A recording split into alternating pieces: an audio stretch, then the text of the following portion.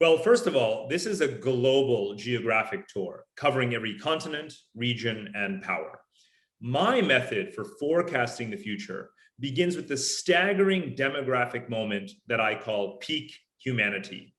The global trend of fertility decline was accelerated by the financial crisis a decade ago, and now we have the second major baby bust with COVID. Our population will peak at around 9 billion people and then begin to decline. But most of the world's people are still young, not old, but they're not having children. So what does that mean? It actually means that today's youth are not only the present, they are also the future of our global demographics. Now, if you look out to 2030, 2040, and beyond, the winning societies will be the ones that are attracting youth today and tomorrow. So that's why this is a book about the all-out global war for youth talent, whether between companies or between countries. And it's set amidst the backdrop of two other massive megatrends: rapid technological deployment and climate change, both of which have an equally profound impact on where and how our civilization will thrive. Over the years, I've worked deeply on issues like great power competition, global supply chains, and technological innovation. Here, I bring it all together into one integrated map. And my work, both at Future Map and with this book, is to prepare governments and companies to understand these unshakable and irreversible disruptions and develop proactive strategies to attract talent, to harness the latest technologies, and to locate their operations in the thriving geographies of the future.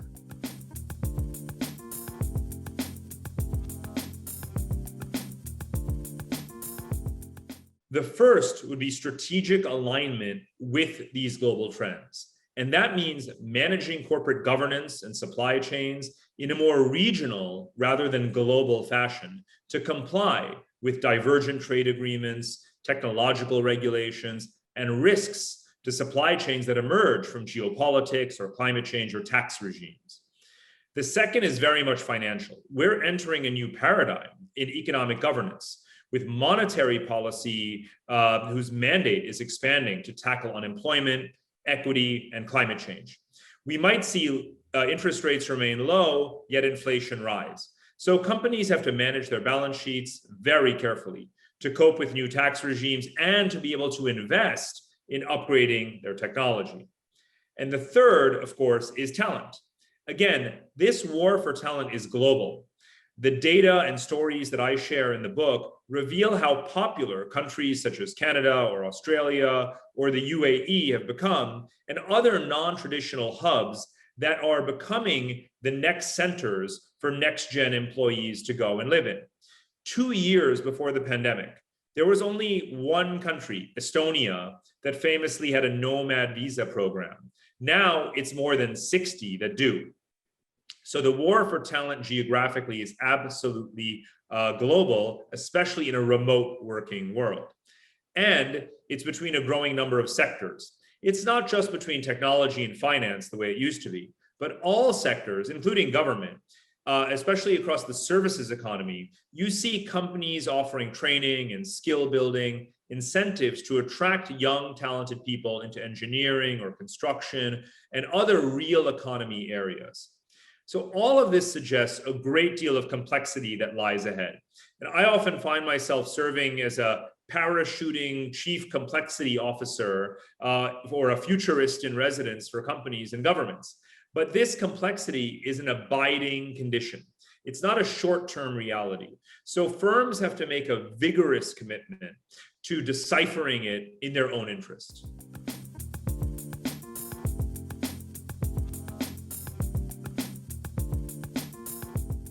There is no question that the combination of global digital connectivity and the new corporate culture around remote work means that there is truly a global talent pool available to companies anywhere to attract or to hire or employ people anywhere. So this cuts both ways. If you can do your job anywhere, someone anywhere can do your job. And what the smartest companies have already started to do is to reach globally to find the best possible person for a certain role that can be digital anywhere in the world, and no longer require them to change their location unless they want to. And secondly, to find new ways for teams to collaborate effectively online, whether within a time zone or across different time zones, and using certain digital platforms. So there's no question that the winning talent formula involves sourcing your talent globally and also organizing it digitally.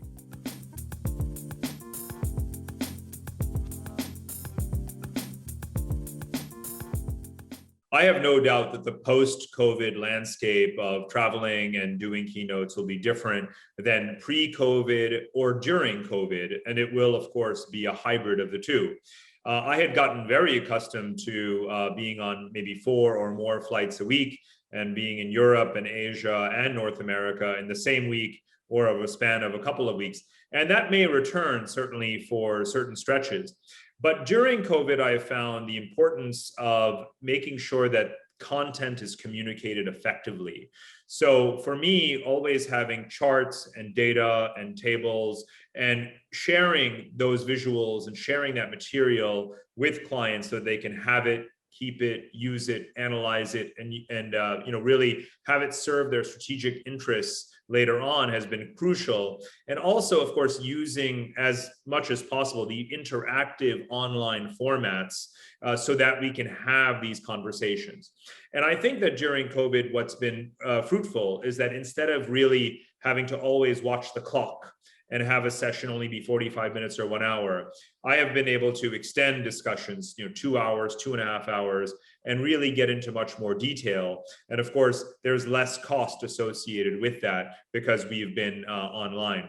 So some combination of the two going forward, I think, is perfectly valid. I'm looking forward to traveling again, but perhaps not traveling as much. And, in some ways, it's sort of like being able to teleport, right? Being able to be in multiple places at the same time on the same day. And I think that that is going to be one of the positive virtues coming out of this. So I hope that, we'll not use the need to physically be together as an excuse to continue to delay conversations that are difficult to schedule in person, but instead go ahead and do it anyway, and to continue to just build relationships through shorter engagements or longer ones over time.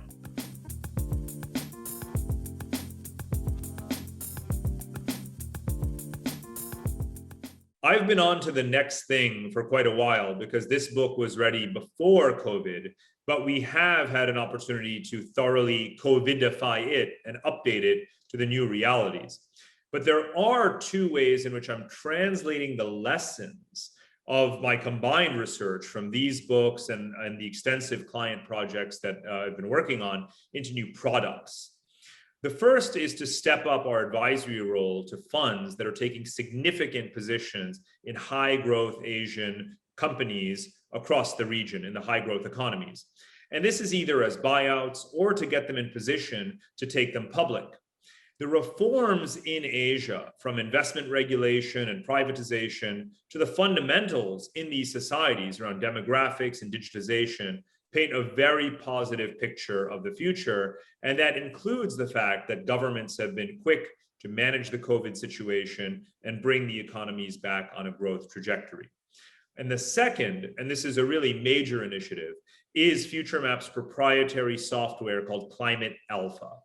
We have trained dozens of variables through neural networks to pinpoint the most climate resilient geographies at the county level across the United States. And we're soon applying it to Canada, Europe, and beyond.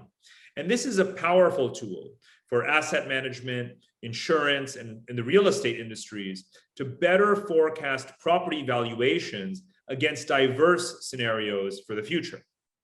This is not as narrow as it sounds. Real estate is the world's most widely held asset class at more than $100 trillion. Most of humanity is exposed to it.